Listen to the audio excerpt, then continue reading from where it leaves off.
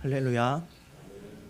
새벽을 깨워서 우리 한빛교회의 교회학교와 또 한빛교회의 다음 세대 아이들을 위해서 기도하시는 모든 성도님께 진심으로 감사를 드립니다. 하나님께서 새벽을 깨워서 기도하는 우리의 간절한 기도를 들으시고 반드시 응답하실 줄로 믿습니다. 5일간 계속되는 특별 새벽 기도회에 우리 성도님들 끝까지 함께 해주시고, 또 특별히 부탁드릴 것은 이번 특별 새벽 기도회 기간이 끝나더라도 계속해서 우리 아이들을 위해서 기도해 주시기를 바랍니다. 이번 특별 새벽 기도회에서 이제 말씀을 전해야 하는데 어떤 말씀을 우리 성도님들과 나누어야 할지 고민이 참 많았습니다. 그런데 우리 하나님께서 저에게 주시는 마음이 있어서 이 시간 함께 나누고자 합니다. 구약 성경을 보면은 이스라엘 백성들은 애굽에서 고된 종살이를 하다가 하나님의 인도하심으로 출애굽을 하게 되었습니다. 그런데 출애굽 당시에 이스라엘 백성들의 마음이 어떠했을까요? 그들은 부푼 기대로 그들의 마음이 가득했습니다. 왜냐하면은 하나님께서 모세에게 이스라엘 백성들을 출애굽시키실 것을 명령하실 때 그들에게 주신 약속의 말씀이 있었기 때문입니다. 출애굽기 3장 8절에는 이렇게 기록되어 있습니다. 내가 내려가서 그들을 애굽인의 손에서 건져내고 그들을 그 땅에서 인도하여 아름답고 광대한 땅, 젖과 꿀이 흐르는 땅, 곧 가나안 족속, 헷 족속, 아모리 족속, 브리스 족속, 히위 족속, 여부스 족속의 지방에 데려가려 하노라. 이처럼 하나님께서는 이스라엘 백성들을 아름답고 광대한 땅, 젖과 꿀이 흐르는 가나안 땅으로 인도하겠다, 이렇게 말씀하셨습니다. 그러니 이스라엘 백성들은 그러한 땅을 꿈꾸면서 출애굽의 여정을 시작했습니다. 이제 애굽에서의 고생은 모두 다 끝이 났다. 이제 우리는 더 이상 비천한 종의 신분이 아니다. 이제부터는 하나님께서 약속하신 아름답고 광대한 땅, 젖과 꿀이 흐르는 땅에서 그 모든 것을 누리면서 행복한 인생을 살게 될 것이다. 이것이 그 당시 이스라엘 백성들이 품고 있었던 마음이었습니다. 그런데 그들이 마주해야만 했었던 현실은 어떠했습니까? 출애굽한 그들의 앞에 펼쳐졌었던 것은 아름답고 풍요로운 땅이 아니라 척박한 환경의 광야였습니다. 하나님은 이스라엘 백성들을 먼저 가나안 땅으로 인도하신 것이 아니라 광야로 인도하셨습니다. 여러분, 사막에 가보신 적 있으신가요? 저는 예전에 베트남을 다녀올 일이 있었는데 그곳에서 인공 사막을 가봤던 적이 있습니다. 진짜 사막은 아니었지만 인공 사막이었어도 그 규모가 굉장히 커서 진짜 사막 같은 느낌을 받았던 기억이 있습니다. 사방이 모래로 둘러싸인 상황에서 어디가 동서남북인지 전혀 방향을 잡을 수가 없었고, 그러니 당연히 길을 찾을 수도 없었습니다. 어린 시절에 다녀왔었는데 그때 들었던 생각이, 정말 가이드 아저씨의 도움이 없으면 여기에서 길을 잃고 죽기 딱 좋겠구나, 그런 생각이 들었던 생각이 납니다. 하나님께서는 이처럼 방향을 잡을 수도 없고 길을 찾을 수도 없는 광야로 이스라엘 백성들을 인도하셨습니다. 그런데 하나님께서 이스라엘 백성들을 광야로 인도하신 이유는 무엇이었을까요? 사실 정확하게 말하자면 광야는 길을 찾을 수 없는 곳이 아니라 아예 길이 없는 곳입니다. 내가 걸어온 발자국은 뒤를 돌아보았을 때는 어느새 다 사라져 버려 있습니다. 당연히 앞서 걸었던 사람의 발자취를 따라서 걸을 수도 없습니다. 그렇다고 나의 생각과 나의 감각을 의존해서 걷다 보면 길을 잃고 헤매기 십상입니다. 그래서 광야는 앞선 사람의 발자취를 의존할 수가 없습니다. 그렇다고 나의 생각이나 나의 감각을 의지할 수도 없습니다.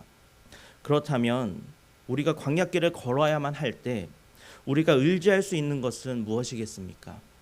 바로 하나님입니다. 왜냐하면 하나님은 광야의 길을 내시고 사막의 강을 내시는 능력의 하나님이시기 때문입니다. 누구도 광야의 길을 내려고 하지 않습니다. 광야에 길이 있다고 생각하지도 않습니다. 인간의 눈으로 바라보면 광야는 절대로 길이 될 수 없습니다. 그저 가능하면 피해야만 하는 장소일 뿐입니다. 하지만 하나님의 눈으로 바라보면 광야는 이스라엘 백성들이 반드시 걸어야만 하는 길이었습니다. 왜냐하면 하나님께서는 이스라엘 백성들이 그 광야길을 걸으면서 그들과 함께 하시고 그들을 인도하시고 반드시 약속을 성취하시는 하나님의 능력과 신실하심을 배우길 원하셨기 때문입니다. 이처럼 우리의 눈에는 길이 보이지 않고 우리의 생각으로는 길이 없는 것만 같더라도 하나님께서 인도하시는 그곳에는 반드시 길이 있다는 사실을 믿으시길 바랍니다. 하나님은 길이 없는 곳에 길을 내시는 능력의 하나님이심을 믿으시길 바랍니다. 이스라엘 백성들이 출애굽의 그 여정 속에서 홍해를 마주했을 그때도 바로 그러했습니다.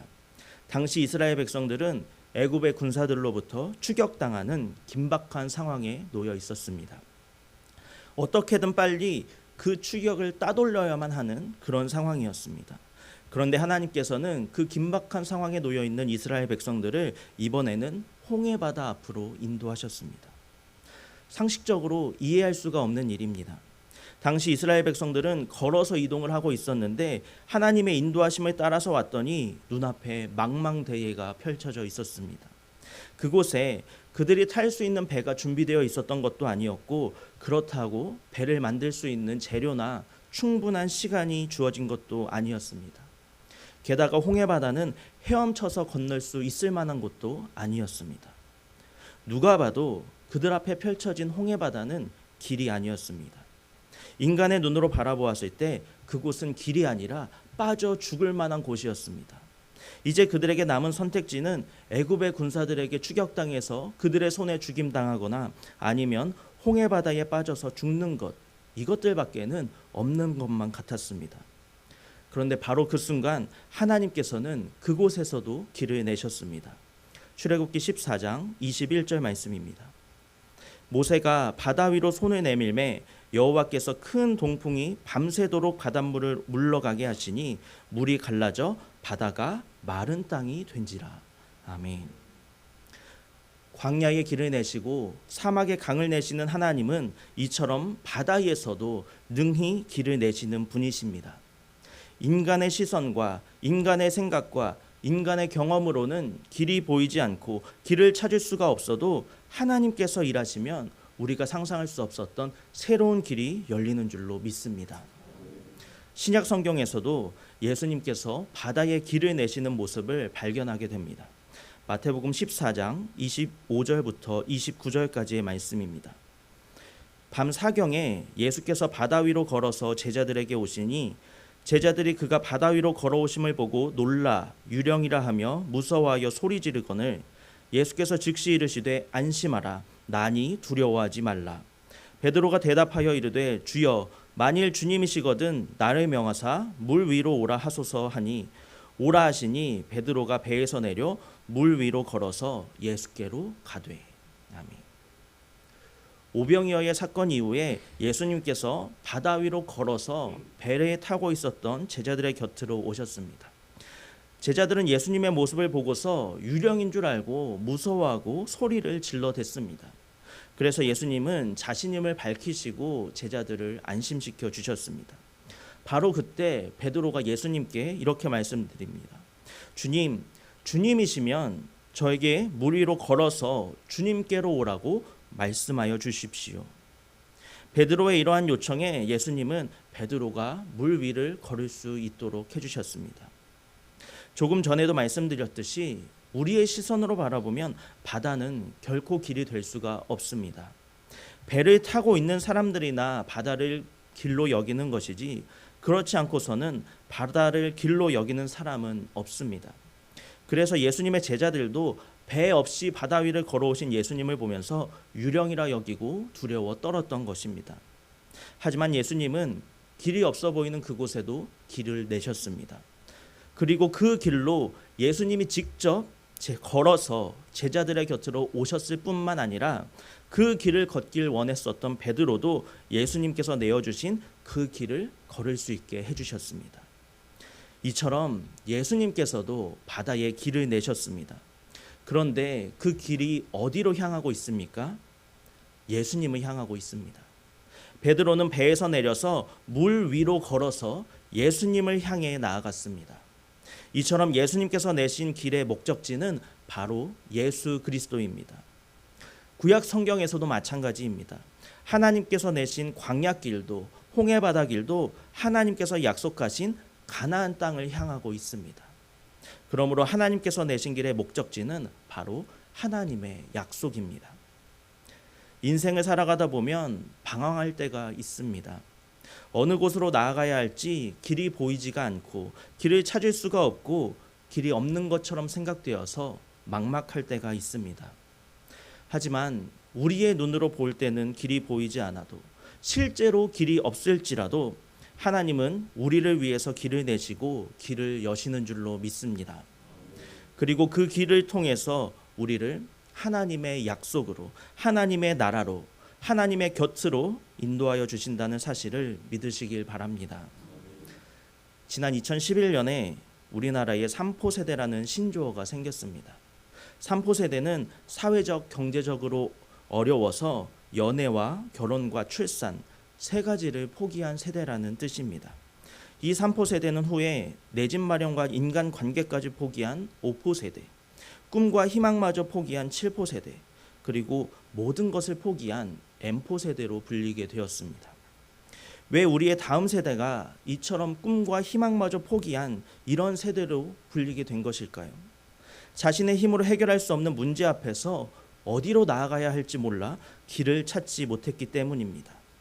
길을 찾지 못해서 절망에 사로잡혀 희망을 잃어버렸기 때문입니다. 사랑하는 성도 여러분, 우리의 자녀들도 한빛교회의 교회학교 학생들도 이 땅을 살아가는 이 시대의 아이들입니다. 그 아이들이 모든 것을 포기한 세대가 되도록 내버려 두어서는 안 되지 않겠습니까? 세상 모든 사람이 길을 찾지 못하고 길을 잃어버리고 절망에 빠져 낙심하고 있을 때 우리의 아이들만큼은 길을 내시는 하나님을 이 어두운 세상 가운데 선포할 수 있어야 할 줄로 믿습니다. 그러기 위해서는 먼저 하나님을 알고 하나님을 믿고 하나님을 경험해야 합니다. 이번 교회학교 여름사역이 우리 아이들이 하나님을 알게 되고 하나님을 믿게 되고 하나님을 경험하게 되는 거룩하고 복된 사역이 될 줄로 믿습니다. 이 믿음으로 우리 아이들을 성경학교와 수련회의 현장으로 보내주시기를 부탁드립니다. 지난 주일에 중고등부 한 학생과 대화를 나눴습니다. 너 이번 여름 수련회에 갈 거니? 제가 그 학생에게 물어봤더니 아직 결정을 못했어요. 그렇게 대답을 하더라고요. 그래서 제가 또 다시 한번 물었습니다. 누가 결정을 못한 거야? 너가 결정을 못했어? 아니면 너희 부모님이 결정을 못하셨어? 그랬더니 자기가 결정을 못했다고 하더라고요. 그래서 다시 한번 마지막으로 물었습니다. 그러면 너가 가기로 결정하기만 하면 너희 부모님은 보내주신대?